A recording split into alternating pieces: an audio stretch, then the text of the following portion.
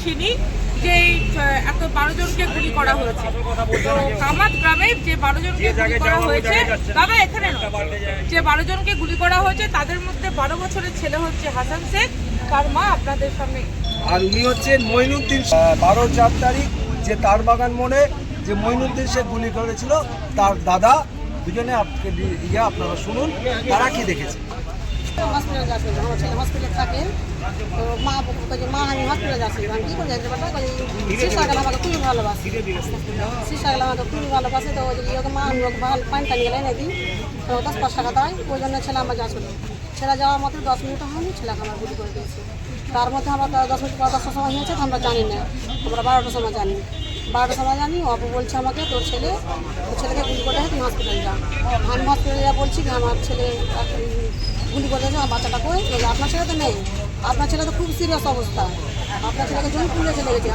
আপনার যদি যেরকম মন থাকে তো যান, আপনার ছেলেকে জীবিত দেখতে পারেন, মুখেও দেখতে পারেন। আমরা চলে গেলাম, আর বাড়িতে পারছি না, বলছে কি জেসনা গুলি করে দেবে, জেসনা গুলি করে দেবে। তো ছেলেকে আমার আইসিইউ ভর্তি ছিল মেডিকেল কলেজে।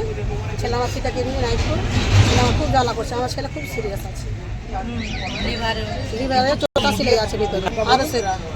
আরসেরা আপনি কি করে বুঝলেন সেটা আরএসএস? বলছে তো আরসেরা, কে বলছে?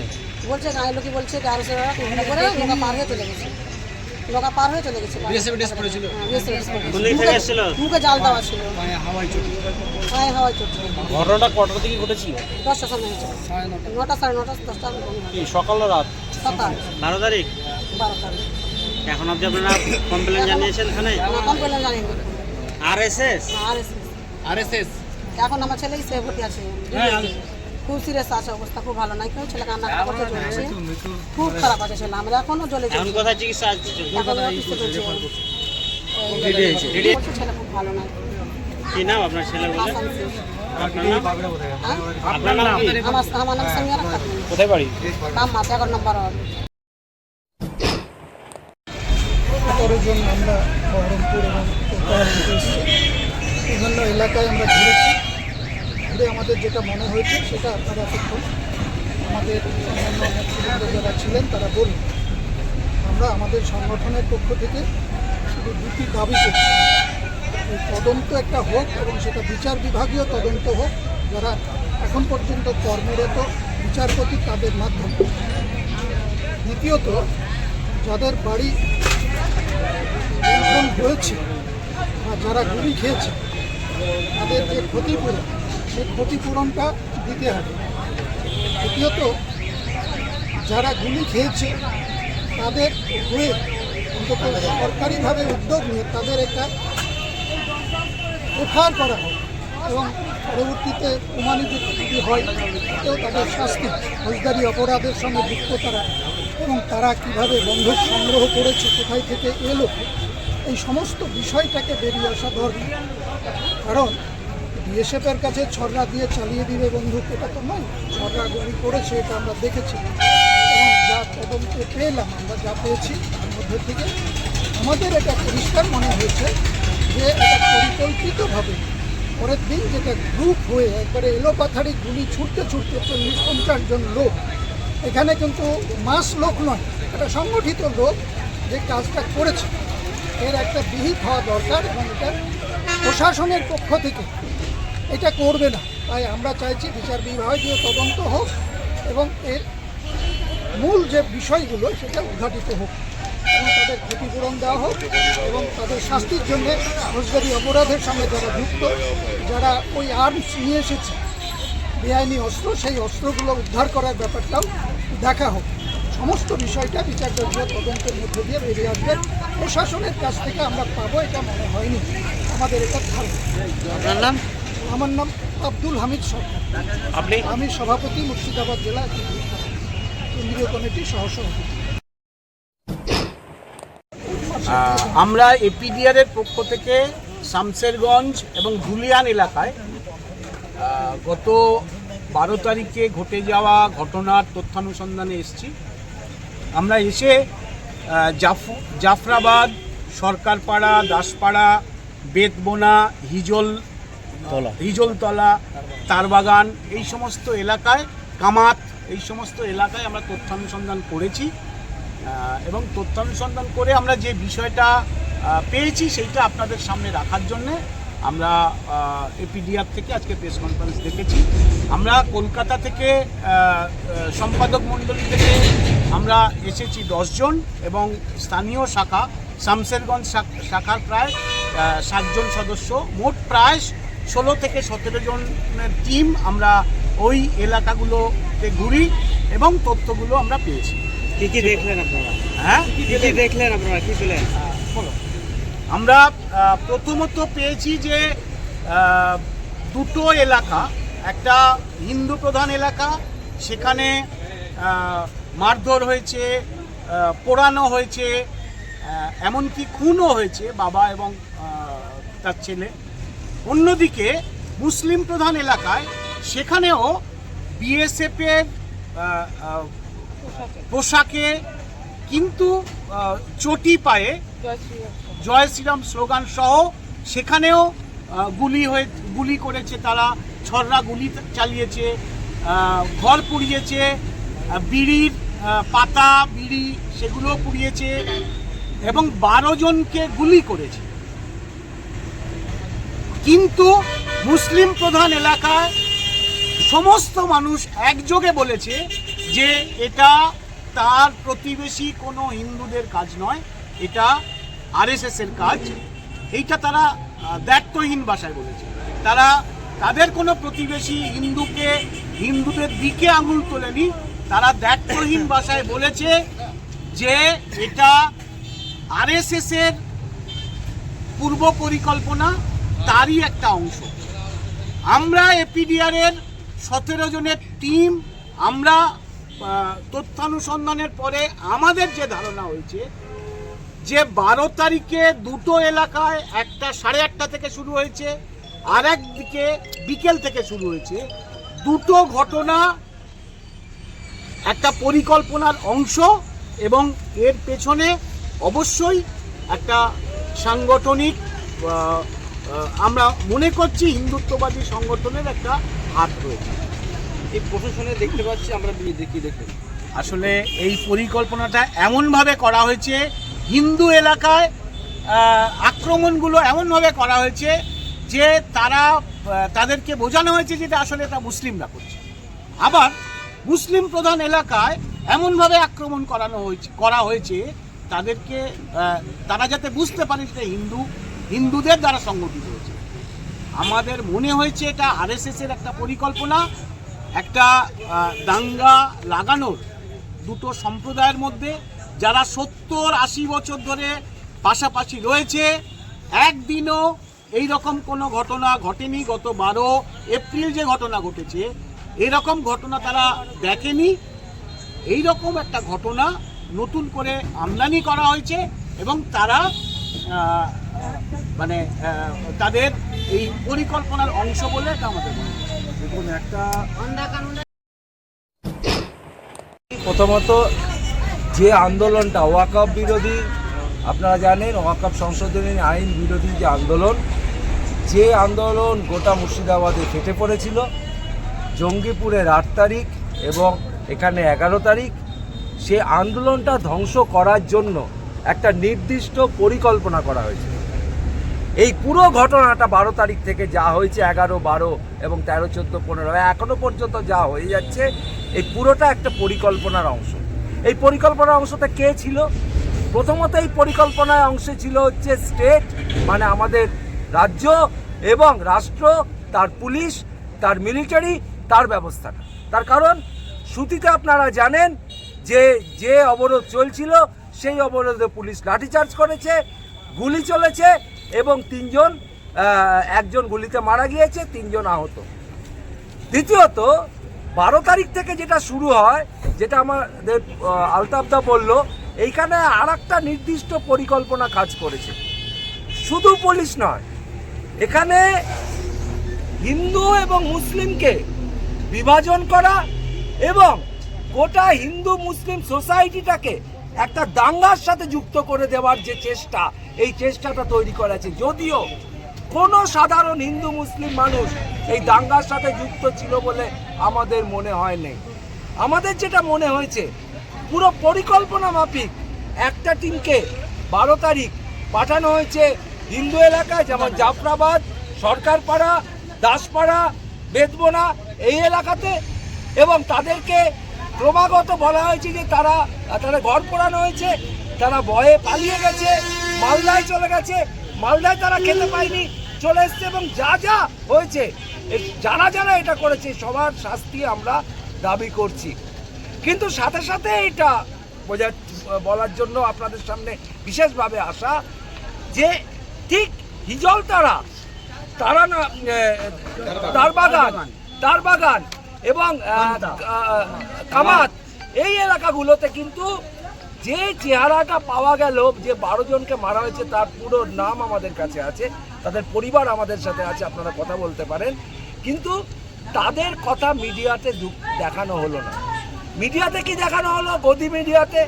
গদি মিডিয়াতে দেখা হলো একমাত্র হিন্দু প্রধান এলাকার উপর অত্যাচার হচ্ছে। মানে কারা করছে মুসলিমরা।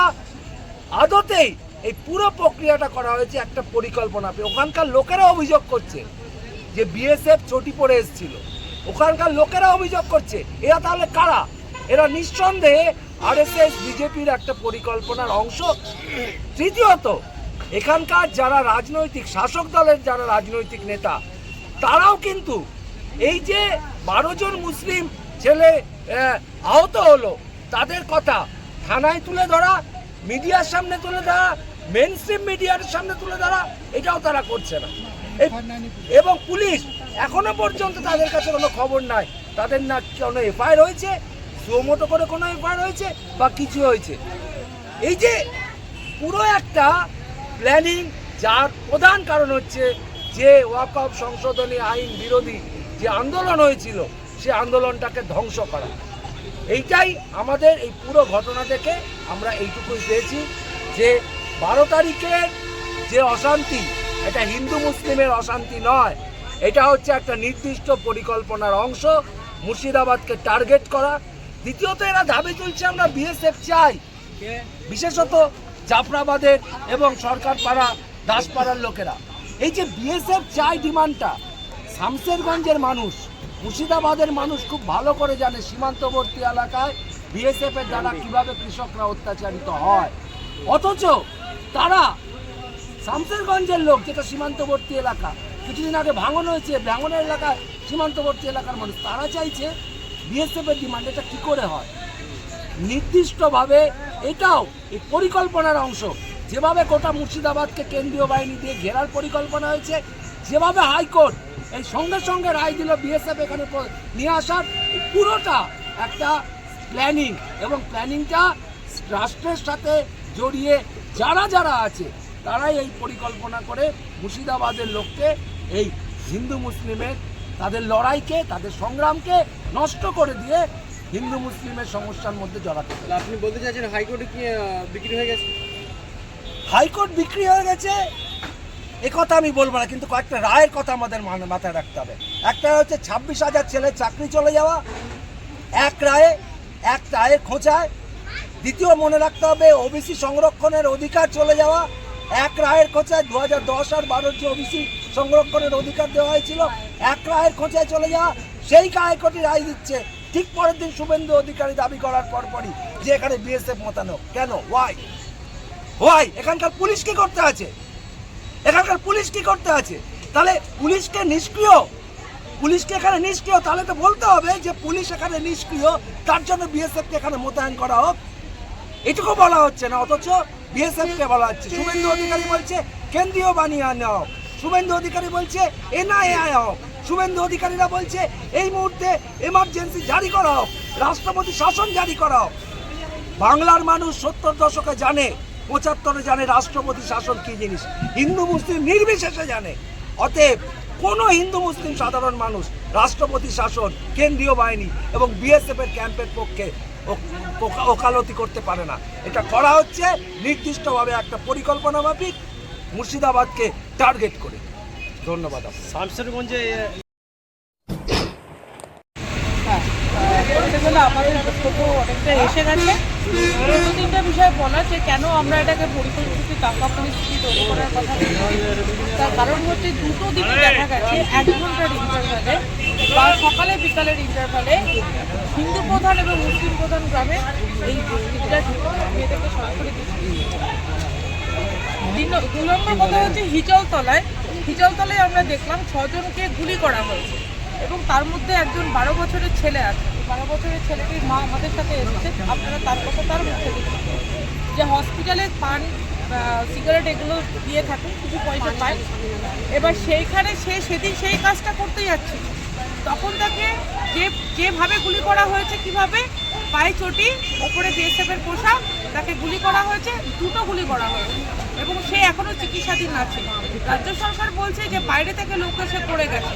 আমাদের প্রশ্ন হচ্ছে যে বাইরে থেকে লোক এসে করে গেল কি আমাদের এখানকার আরএসএস বিজেপির সাথে তৃণমূল সরকারের মিলে করলো, কিন্তু যারা যে বাচ্চা যে 6 জন এখানে গুলিবিদ্ধ হলো তাদের চিকিৎসা থেকে শুরু করে, কারণ তাদের পরিবারের কর্মক্ষম লোকেরাই তো গুলিবিদ্ধ হয়ে পড়ে রয়েছে, তাদের পরিবারগুলো চলবে কি করে? খোঁজ নেয়নি রাজ্য সরকার। এই বিচারিতার আমরা এই দায়িত্বজ্ঞানহীনতার বিরোধিতা করছি এবং আমরা অবিলম্বে দাবি করছি। আমরা পরিবারদেরকেও বলেছি আপনারা অভিযোগ করুন থানায়। তারা থানায় অভিযোগ করতে যেতে ভয় পাচ্ছে, তাহলে থানায় অভিযোগ করতে যেতে স্বচ্ছ প্রশাসনে ভয় পাবে কেন? সাধারণ মানুষ সেই নিরাপত্তা দিতে আজকে রাজ্য সরকার ব্যর্থ হচ্ছে। সেই কারণে আমরা তাও বলছি আপনারা অভিযোগ করুন, দরকার পড়লে আমরা আপনাদের সহযোগিতা করব অভিযোগ করাই। এবং অভিযোগ করে কারা ঘটনা ঘটালো, যারা হিন্দু প্রধান গ্রামে ঢুকেছে তারাই বা কারা, এর কোনো অনুসন্ধান এখনো পর্যন্ত হয়েছে কিনা আমাদের জানা নেই। আমাদের জানা নেই যে হিজলতলায় যে 6 জনকে বাড়ি থেকে তুলে নিয়ে গেল বিকেল 5টার সময়, তাদের পরিবারের লোকেরা বলছেন, কারণ তারা এখন বর্তমানে জঙ্গিপুর থানায় আছেন, পরিবারের লোক তাদের সাথে দেখা করেছেন, তারা তাদেরকে বলছেন তাদেরকে তুলে নিয়ে গিয়ে প্রথমে নদিয়ায় রাখা হয়েছিল, নদিয়া থেকে শামশেরগঞ্জ থানায় আনা হয়, শামশেরগঞ্জ থানা তাদের জঙ্গিপুর থানায় আনে। কারা নিয়ে গেল? এর কোনো অনুসন্ধান, এর কোনো ইনভেস্টিগেশন এখনো পর্যন্ত কেন হয়নি? রাজ্য সরকারকে এই ইনভেস্টিগেশনের দায়িত্ব নিতে হবে। শুধু তাই নয়, আজকে আমরা এটা জোরের সাথে বলছি, আজকে ওয়াকফ সংশোধন বিল আইন বাতিলের দাবিতে যে আন্দোলনটা গড়ে উঠেছিল মূলত মুর্শিদাবাদকে কেন্দ্র করে, সেই আন্দোলনটার মধ্যে কিন্তু শুধু মুসলিম মানুষ ছিলেন না, মুসলিম জনগণ ছিলেন না, তার মধ্যে হিন্দুরাও ছিলেন, তার মধ্যে অন্য ধর্মের লোকেরাও ছিলেন। কারণ আমরা মনে করেছি এই আইন আসলে সংবিধান বিরোধী আইন, এই আইন আমাদের মৌলিক অধিকারগুলো কেড়ে নেবে। তো এই আন্দোলনটাকে নষ্ট করার জন্য আজকে হিন্দু মুসলিমের মধ্যে এই ঘটনাটা ঘটানো হচ্ছে, যাতে উভয়ের মধ্যে বিদ্বেষের একটা বাতাবরণ তৈরি হয়। যেমন অলরেডি হিন্দু প্রধান গ্রামগুলি বলছেন যে মুসলমানরাই হয়তো করেছে, কিন্তু আইডেন্টিফাই করতে পারছেন না। প্রতিবেশী যদি মুখ ঢেকেও আসে তাকে আইডেন্টিফাই করা যায়, আমার পরিচিত লোক মুখ ঢেকে থাকলেও তাকে আমি চিনতে পারবো। তারা কিন্তু কাউকে বলতে পারছেন না যে ও আমার ওই প্রতিবেশী, অথচ তারা বলছেন যে মুসলমানরা করেছে। উল্টো দিকে মুসলিম প্রধান গ্রামগুলো যেখানে গুলি করা হয়েছে, যেখানে বাড়ি থেকে তুলে নিয়ে যাওয়া হয়েছে, যাকে আমরা এক কথায় কিডন্যাপ বলতে পারি, তার কোনো অনুসন্ধান এখনো পর্যন্ত শুরু হয়নি। এবার পুলিশ বলবে যে আমার কাছে অভিযোগ জমা পড়েনি। যে 12 বছরের বাচ্চাটির গায়ে 2টো গুলি লেগেছে, হ্যাঁ, তার একাধিক সেলাই পড়েছে, ভেতরেই 6 থেকে 10টা সেলাই পড়েছে। তো এই ঘটনাটা যদি জানবার আগ্রহ থাকতো তাহলে তার জন্য পরিবারের এফআইআর করাটা প্রয়োজন ছিল না। কিন্তু এখানে সর্বপ্রথমে রাজ্য সরকারের শুধু ব্যর্থতাই নয়, আমরা এটা পরিষ্কারভাবে মনে করছি এই যে ওয়াকফ সংশোধন আইন বাতিলের দাবিতে যে আন্দোলন, তাকে ব্যর্থ করতে আজকে বিজেপির সাথে রাজ্য সরকারেরও একটা ভূমিকা ছিল। কারণ আপনারা দেখবেন হিন্দু প্রধান গ্রাম, যে প্রথম গ্রাম জাফরাবাদ, দিঘি, বেদবোনা, এই গ্রামগুলোতে কিন্তু পুলিশকে একাধিকবার ফোন করেছে, পুলিশ যায়নি। এবং ঘটনা যখন 11টার সময় ঘটেছে, পুলিশ ঢুকেছে 3টে থেকে 3:30টার সময়। শুধু তাই নয়, গিয়ে এই যে জাফরাবাদে যে বাবা এবং তার ছেলে মারা গেছে, পুলিশ শুধুমাত্র তাদের দেহটা তুলে নিয়ে চলে আসতে চাইছে। কেন? কিসের উদ্দেশ্যে? পুলিশ তো ওই দেহ তুলবে না, দেহ তো তুলবে তার পরিবার। কিন্তু এটা পুরোটাই আসলে ঘটনাটাকে পাছে এই চক্রান্তটা প্রকাশ হয়ে যায়, সেই কারণে এটাকে চাপা দেওয়ার জন্য পুলিশ শুধুমাত্র বডি দুটোকে তুলে নিয়ে যেতে চাইছিল। আমরা এটাও বিরোধিতা করছি। আমরা পুলিশের ভূমিকা দেখেছি, সাধারণ মানুষ পুলিশের ভূমিকায় খুবই বিক্ষুব্ধ এবং একই সাথে তারা এটা স্বীকার করেছেন এতদিন অবধি হিন্দু মুসলিমে কোনো রকম কোনো বিদ্বেষ বা কোনো দাঙ্গা পরিস্থিতি দূরের কথা, কোনো অসাম্প্রদায়িক কোনো পরিবেশও ছিল না। আজকে হঠাৎ করে হলো কেন? এবং দেখুন, একই দিনে 2 দিনে 1 ঘন্টা থেকে 3 ঘন্টার ইন্টারভালে একই জায়গা থেকে মাধবপুর, দুটো হিন্দু প্রধান এবং মুসলিম প্রধান গ্রাম থেকে একই কথা উঠে এসেছে যে মাধবপুর এবং শিউড়িতলা 2 দিক থেকে লোক এসেছে। এটা যেমন হিন্দু প্রধান গ্রামের মানুষ অভিযোগ করলেন, একইভাবে মুসলিম প্রধান গ্রামের মানুষ অভিযোগ করলেন। তাহলে এই যে দুটো শক্তি যাদেরকে আমরা হিন্দু এবং মুসলিমে বিভক্ত করছি, সেই দুটো শক্তি কি উৎস তো এক জায়গা থেকে হচ্ছে, তাহলে সেই দুটো শক্তি কি এক জায়গা থেকে যদি উৎস হয়ে আসে তাহলে তো আলাদা শক্তি হতে পারে না। আমরা স্পষ্ট মনে করছি এটা একই শক্তি।